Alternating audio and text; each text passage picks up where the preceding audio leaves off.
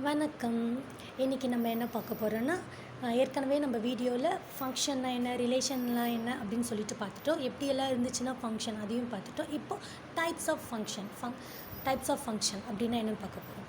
So first types of function பார்க்குறதுக்கு முன்னாடி நம்ம ஃபர்ஸ்ட் அது என்னவான்னு பார்க்கணும், ஃபங்க்ஷன்னா என்னென்னு பார்க்கணும். அது போன வீடியோவில் இருக்குது, அதை நீங்கள் செக் பண்ணிக்கோங்க. எப்படியெல்லாம் இருந்துச்சுன்னா, என்ன கண்டிஷன்ஸில் இருந்துச்சுன்னா அது ஒரு ஃபங்க்ஷன் சொல்லிட்டு. இப்போ நம்ம ஃபர்ஸ்ட் என்ன பார்க்க போகிறோன்னா, 1-to-1 ஃபங்க்ஷன். 1-to-1 ஃபங்க்ஷன் சொல்லலாம், இல்லைன்னா இன்ஜெக்ஷன் சொல்லலாம்.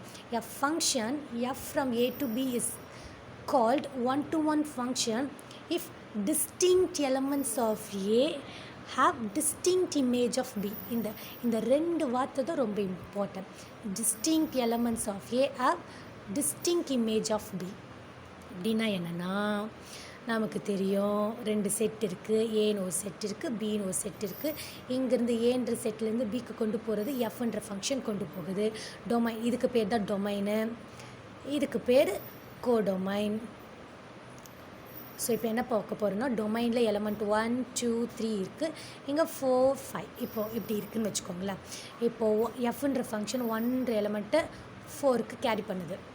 1ஓட இமேஜ் 4, 2ஓட இமேஜ் 5, இப்போ 3ஓட இமேஜ் 6, 3ஓட இமேஜ் 6. ஃபஸ்ட்டு நம்ம பார்க்குறது ஃபங்க்ஷனை பார்க்கணும். டொமைனில் இருக்க எல்லா எலமெண்ட்டுக்குமே இங்கே இமேஜ் இருக்குது, அது மாதிரி தனித்தனி இமேஜாக இருக்குது. So it is a function.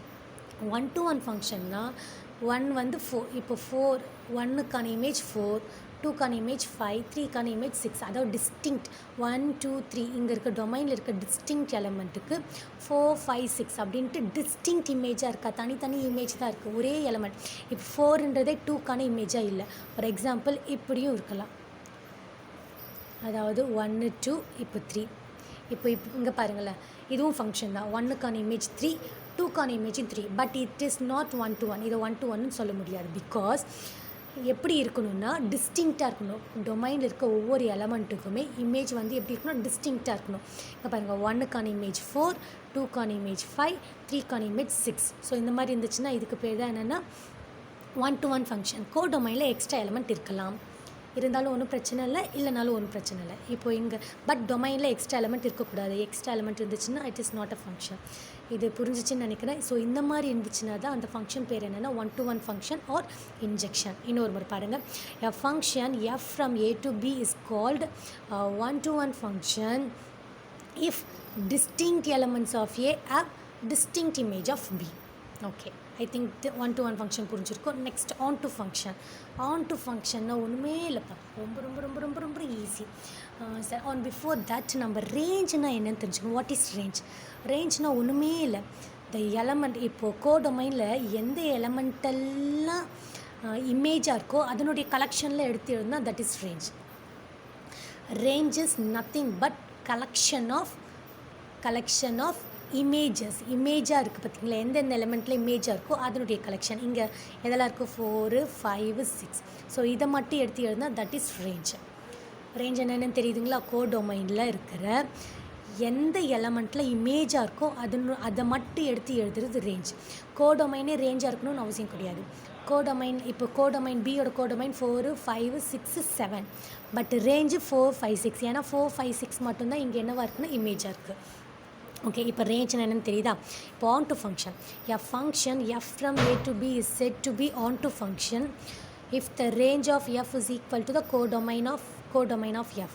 இப்போ ரேஞ்சும் கோடொமைனும் ஈக்குவலாக இருந்துச்சுன்னா, ரேஞ்ச் இஸ் ஈக்குவல் டு கோடொமைனா அந்த ஃபங்க்ஷனுக்கு பேர் தான் ரேஞ்ச். செட்டும் கோடொமைனும் ஈக்குவலாக இருந்துச்சுன்னா அந்த ஃபங்க்ஷன் பேர் தான் என்னென்னு சொல்லுவோம்னா ஆன்-டு ஃபங்க்ஷன். ஃபார் எக்ஸாம்பிள் எப்படி இருக்கணும்னா 1, 2, 3, 4. இப்போ 1 4க்கு மேப் ஆகுது, 2 4க்கு மேப் ஆகுது, இப்போ 5, 3 வந்து 5க்கு மேப் ஆகுது. இப்படி இருந்துச்சுன்னா இது வந்து என்னென்னு சொல்லணும்னா இட்ஸ் ஆன்-டு.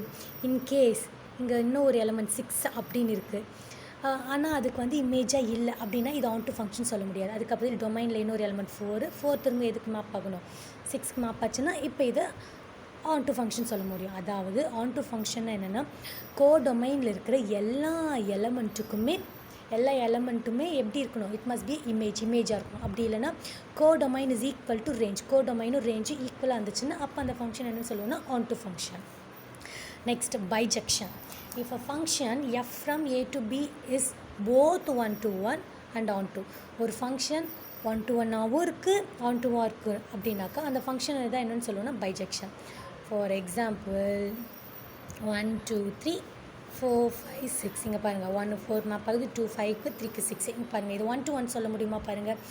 ஏன்னா டொமைனில் இருக்க எல்லா எலமெண்ட் ஃபஸ்ட் இது ஃபங்க்ஷன் தான். டொமைனில் இருக்க எல்லா எலமெண்ட்டுக்குமே கோடொமைனில் ஒரு இமேஜ் இருக்குது. அதே மாதிரி டொமைனில் இருக்க எல்லா எலமெண்ட்டுக்குமே கோடொமைனில் டிஸ்டிங்க்ட் இமேஜாக இருக்கா. ஸோ இது என்னென்னு சொல்ல ஃபஸ்ட்டு 1 to 1க்கான கண்டிஷன்